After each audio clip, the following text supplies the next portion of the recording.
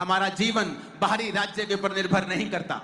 एक मसीही जीवन इस बात पर निर्भर नहीं करता कि इकोनॉमी का हाल क्या है, उसके मोहल्ले में क्या हो रहा है, देश में क्या हो रहा है।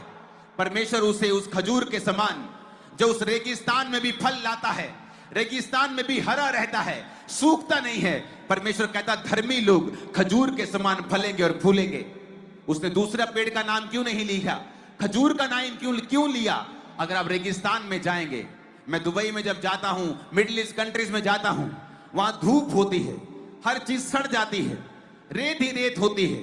पर आप देखो रेत के बीच में कहीं खजूर का पेड़ लगा है, वो फल भी दे रहा है, उसके पत्ते भी हरे हैं। इसलिए परमेश्वर ने खजूर के पेड़ का नाम आप लोगों के लिए लिया। ये कोई मायने नहीं करता तुम्हारे आसपास क्या हो रहा है, तुम्हारे फाइनेंस, तुम्हारी लाइफ में, तुम्हारे देश में, इकोनॉमी में, दुनिया में युद्ध चल रहे हैं, कोई मतलब नहीं। परमेश्वर कहता मुझे, अगर मैं तेरे साथ हूं और तू मेरी निगाह में धर्मी है, तो तू खजूर के समान फलेगा और फूलेगा और देवदार के समान बढ़ता जाएगा।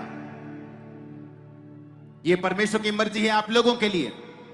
आप जानते हैं परमेश्वर जब नाम लेता है पेड़ों के, तो उसके पीछे एक बड़ी स्टोरी होती है।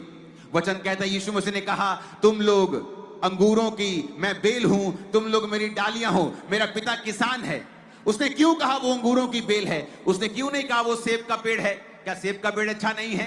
क्यों नहीं कहा उसने कि वो आम का पेड़ है? कितने अच्छे अच्छे आम आ रहे हैं आपके, मैं खा रहा हूं यहाँ पे, बड़े टेस्टी हैं। लेकिन उसने कहा तुम सेब का पेड़ नहीं हो, तुम आम का पेड़ नहीं हो, तुम तो अंगूरों की बेल हो।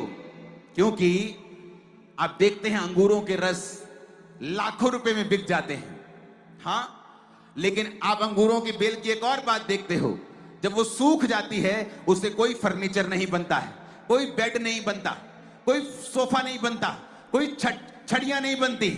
वचन कहता है जब अंगूरों की बेल सूख जाती है तो लोग उसे बटोर कर आग में जला देते हैं। तो परमेश्वर कहता है तुम अंगूरों की बेल हो, अगर तो तुम मेरे साथ जुड़े रहोगे तो बहुत फल लाओगे और दूसरों से अधिक कीमती होगे, दूसरों से अधिक तुम शोभायमान होंगे।